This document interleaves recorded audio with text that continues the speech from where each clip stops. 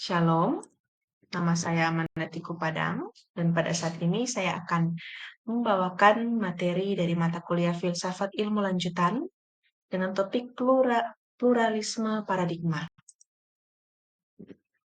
Dalam materi ini saya akan membahas beberapa poin atau pokok pembahasan. Yang pertama, paradigma menurut Thomas S. Kuhn, kemudian peran paradigma dalam ilmu pengetahuan, pergeseran paradigma, revolusi ilmiah, kemudian tantangan dan manfaat pluralisme dalam ilmu pengetahuan. Yang pertama, paradigma menurut Thomas Kuhn. Dia mengungkapkan konsep paradigma sebagai sebuah pandangan dasar tentang pokok bahasan ilmu. Kemudian, paradigma mendefinisikan apa yang harus diteliti dan dibahas, pertanyaan apa yang harus dimunculkan, bagaimana merumuskan pertanyaannya, dan aturan-aturan apa yang harus diikuti dalam menginterpretasikan jawabannya. Kemudian, paradigma adalah konsensus terluas dalam dunia ilmiah yang berfungsi membedakan satu komunitas ilmiah dengan komunitas lainnya. Paradigma berkaitan dengan pendefinisian, eksemplar ilmiah, teori metode, serta instrumen yang tercakup di dalamnya.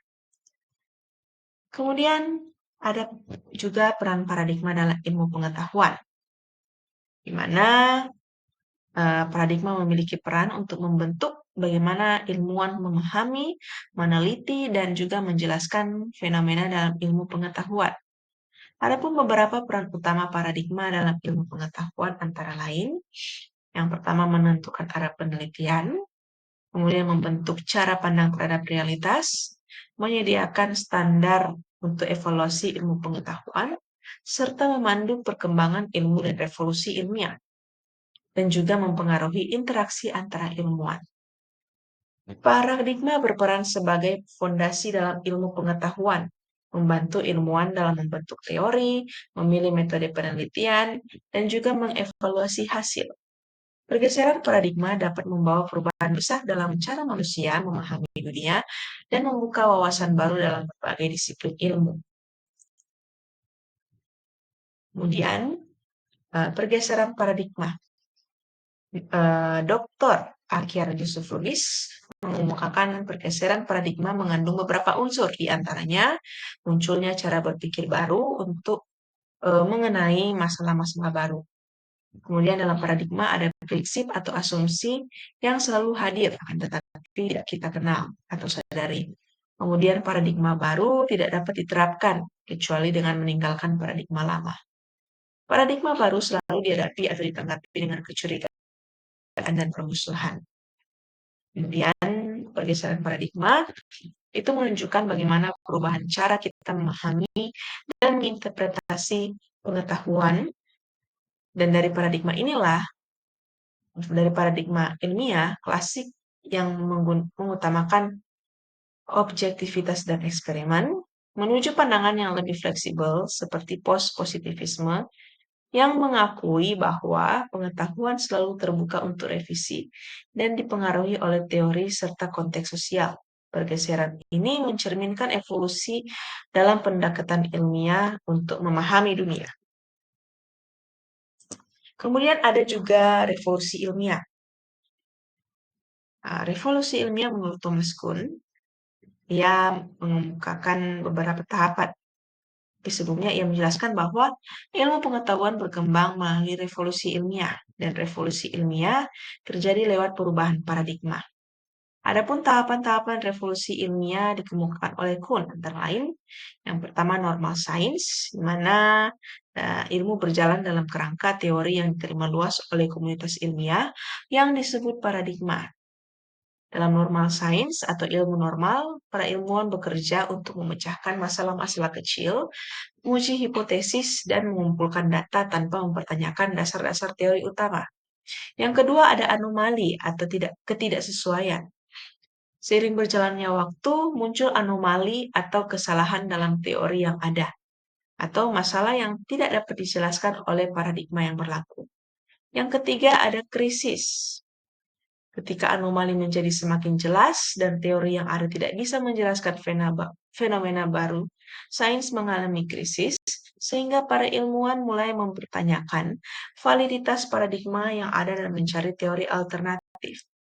Yang keempat, revolusi ilmiah, di mana tahap ini terjadi ketika teori baru muncul yang dapat menjelaskan anomali yang ada, yang seringkali menggantikan paradigma lama.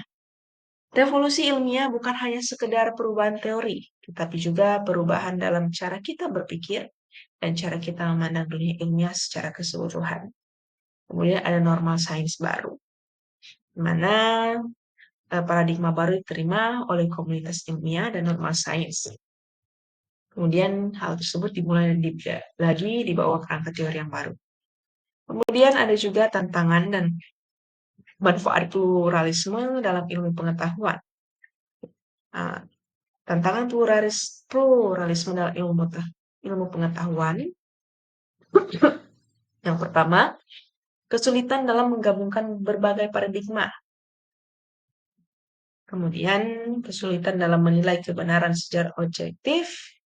Dan juga seringkali ilmuwan atau komunitas ilmiah cenderung melawan perubahan paradigma yang ada.